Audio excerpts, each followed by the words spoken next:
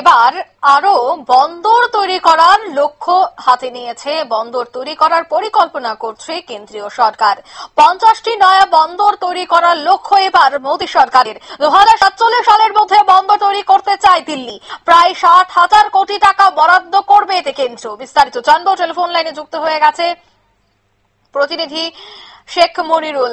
মনিরুল, 50টি যে নয়া বন্দর তৈরি করা হবে তাতে ব্যবসার আরো কতটা অগ্রগতি হবে, কি জানতে পারছো? 2047-এর বিকশিত ভারত সংকল্পের যাত্রার অঙ্গস্বরূপই কি এই 50টি নয়া বন্দর প্রকল্প?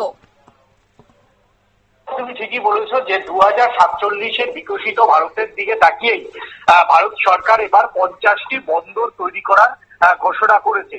দেখো, মিনিস্ট্রি অফ যে পোর্ট, সেই পোর্টের তরফ থেকে জানানো হয়েছে যে প্রায় 60,000 কোটি টাকা ইতিমধ্যেই বরাদ্দ করেছে কেন্দ্রীয় সরকার এবং শিপিং কর্পোরেশন এবং পোর্ট, এই দুই মিলে কিন্তু অত্যাধুনিক কিছু জাহাজও তৈরি করবে বলে কিন্তু শোনা গিয়েছে।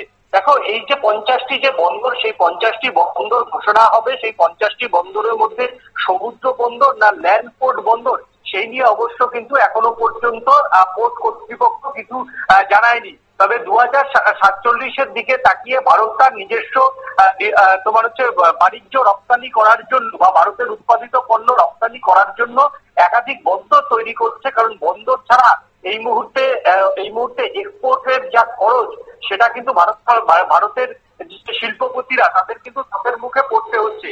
তাই বেশিরভাগ রাজ্যে দেখো, যেগুলো সমুদ্র বন্দর আছে মহারাষ্ট্রে, সমুদ্র বন্দর আছে গুজরাটে, সমুদ্র বন্দর আছে পশ্চিমবঙ্গে, এবং সমুদ্র বন্দর আছে উড়িষ্যায়, সমুদ্র বন্দর আছে অন্ধ্রপ্রদেশে, সমুদ্র বন্দর আছে তামিলনাড়ুতে, সমুদ্র বন্দর হচ্ছে কর্ণাটকে।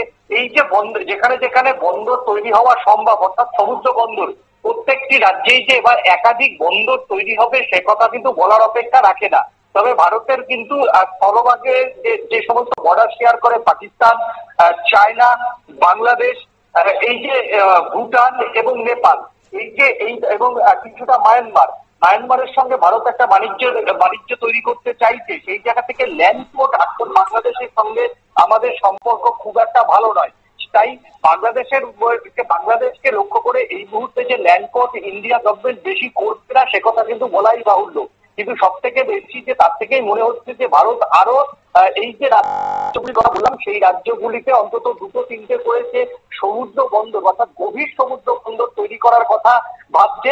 সেটা কিন্তু বলার অপেক্ষা রাখি না। ইতিমধ্যেই কলকাতা পোর্ট সহ দেখো তোমার হলদিয়া পোর্ট, সেগুলোর কিন্তু নাব্যতা কমতে কমতে এতটাই কমে গেছে যে সেখানে কিন্তু বড় জাহাজ প্রবেশ করতে পারছে না। তার জন্য কলকাতা পশ্চিমবঙ্গের তাজপুর বন্দর এর উপর জোর দেওয়া হচ্ছে।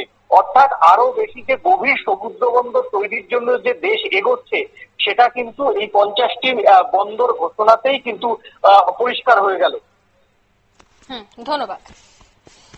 অর্থাৎ 2047-এর বিকশিত ভারত সংকল্প যে নিয়েছেন প্রধানমন্ত্রী, সেই বিকশিত ভারত গড়ার জন্যই এই 50টি নয়া বন্দর তৈরির এবার পরিকল্পনা কিন্তু নিচ্ছে মোদী সরকার, এমনটাই মনে করছেন বিশেষজ্ঞরা। নিয়ে নিচ্ছে ছোট্ট একটি বিজ্ঞাপন বিরতি, সঙ্গে থাকুন।